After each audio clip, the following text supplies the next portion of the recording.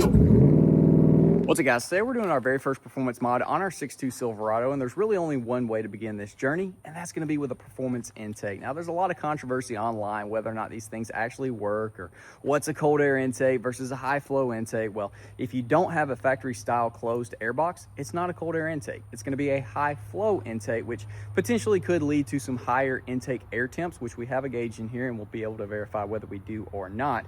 But we really don't have to worry about any heat soak here on this naturally aspirated engine here in Alabama, where it's not overly hot, not at least year round.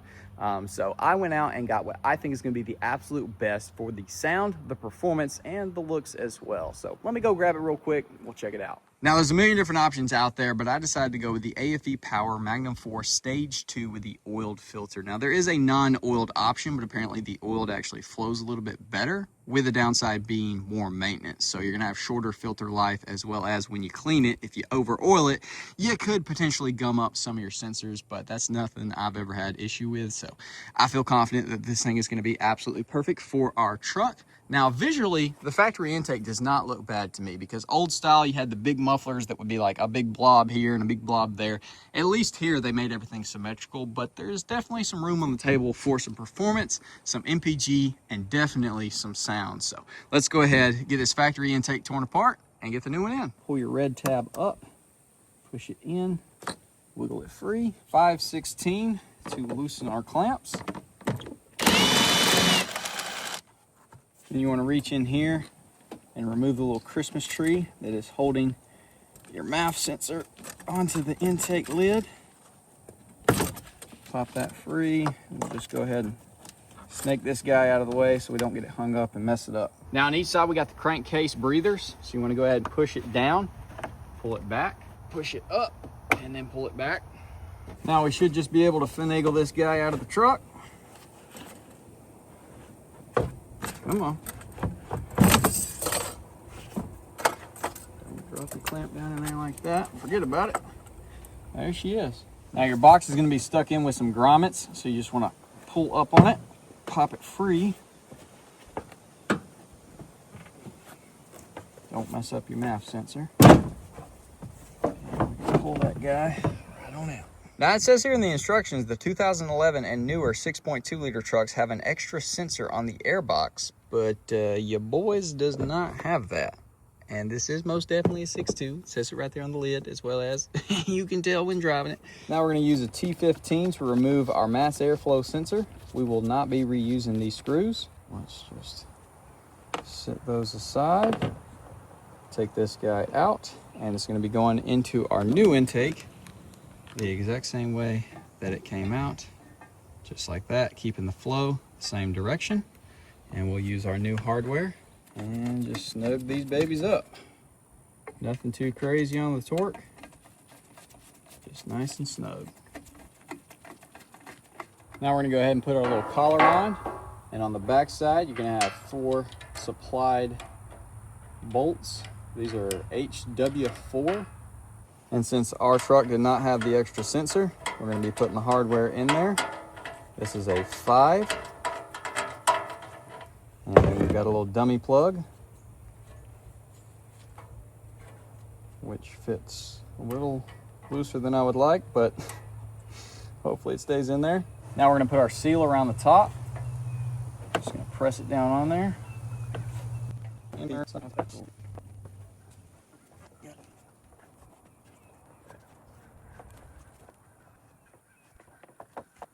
That's about as good as we're gonna get her.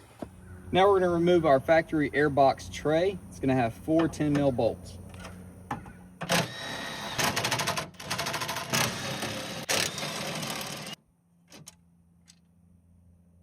Now we're gonna finagle our new airbox into place and reuse the 4 bolts that we just removed to secure it.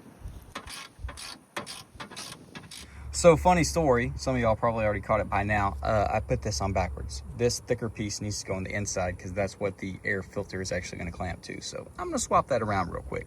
And just like that, I got her swapped around, and now we can go ahead and actually throw our intake tube on. Now we do have an additional coupler. I'm guessing this is for the 5.3 trucks because this is what seems to fit on here. I'm not exactly sure on the orientation of this guy because it is slanted. but we're gonna throw our clamps on here, smaller ones here, larger ones here, and just slip that guy into place. The little one, or the one that's got the little lump in it, that's probably for the 5.3 trucks. This one's probably for the 6.2s. There we go. That's fitting a lot better. All right, so that thing's pushed all the way up. Let's go ahead and tighten it down. That is what's happening right now, because that don't look correct. Why is that like that? I have never gotten an intake that did not like properly line up straight, but this just looks like it's at the wrong angle. Well, unfortunately, it's about 4 days later because we did a bunch of emailing back and forth with AFE about the intake fitment issues, and I'll update y'all on that here in a little bit, but we're gonna go ahead and continue the install. As you see, the intake tube is now on, and we're gonna go ahead and throw our giant filter in here, which does require to remove this arm right here, or I guess you could have put it on the intake box before, but then you couldn't get, yeah, it takes removing this guy. So slide this guy out of the way. Come on, there we go. Rotate her out, drop this absolute beast in there. Hopefully finagle it. There it is. Yeah, that's a freaking monster filter.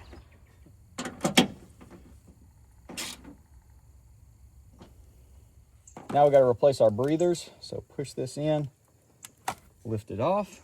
Same deal for the other side. And here's our new breather lines. So one is slightly longer than the other one. I am assuming the shorter one goes right here, and then the longer one is going to go right there, because that's got to make a pretty good little bend. So we're just going to install those by sticking them on there and putting these clamps on. Let's just start by pushing this guy down, get it all the way over, get it in the orientation you want, and there she is.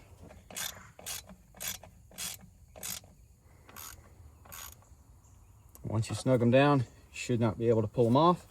So let's do the passenger side, or actually the driver's side. This is the passenger side. Same deal over here. Get it all the way seated. Just like that.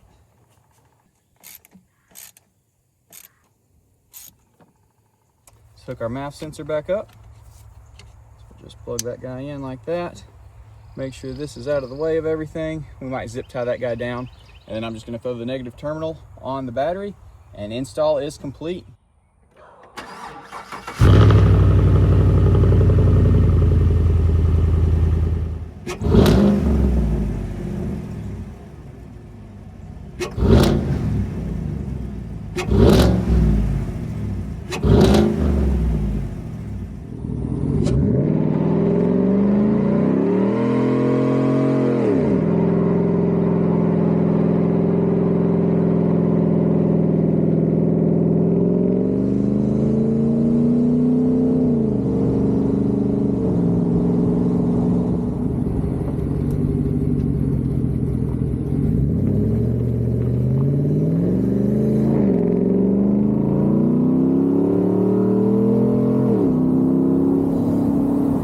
Of course got to get a pull in, so we're gonna go ahead, just stick her in 4 high and let her rip. Good gosh.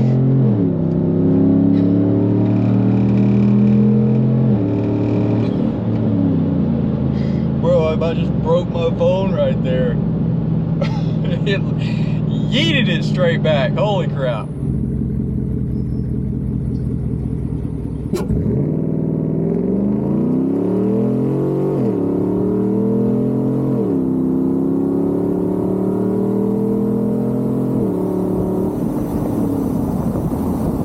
First time doing a full drive launch like that with the street tires, which these things definitely grip up a lot. And truthfully, I feel like this truck did a better burnout before the intake. Now, I'm not sure if it's actually getting more air than it can handle right now. Like, it's actually overwhelming the current tune. Sounds good, looks good. Traction control was still off for some reason. But we need a tune. Y'all listen to this intake sucking in when I get on the gas. I don't know if it comes through on camera, but it is a very loud intake noise on that initial throttle for sure. Just got back to the house, and as you can see, our intake air temps are right at 136 degrees sitting here idling. It is 74 degrees out, but it's honestly not bad. So as long as the truck is moving, it's obviously getting fresh air into the engine bay. And so it's probably, I would say in most scenarios that I saw, maybe like 5 to 10 degrees warmer cruising than the factory air box, which is not bad. And then of course, when you're sitting there doing a burnout and all the engine heat is just chilling right there, it definitely heats up quick, or if you're idling, but it will, you know, circulate as you drive and cool those intake temps down. Once again, not a huge deal on this naturally aspirated engine, but if you're in a super hot climate, that could be, you know, more dramatic. Some goods and some bads. So the goods, it looks cool, has a giant filter, and it definitely has a ton of room for improvement throughout a tune to increase the performance, because I think we got airflow on lockdown. This thing, honestly, like I think I mentioned while driving, I think it's got too much air currently. I think it's a little bit overwhelming the factory tune, and it's not able to adjust as much, because doing the burnouts before, you could hit second gear and just let her eat. Whereas now, it's kind of fizzling out, which I feel like it's just like, when I'm putting my foot to the floor, it's got that throttle body wide open, and it's potentially just pulling more air than it can really manage at the moment. So a tune is definitely going to be what wakes it up in all cases, whether it's stock intake or not. But you're really going to see maximum improvement from any intake with a tune, because they can adjust for it and it's going to run a million times better. But overall, the kit,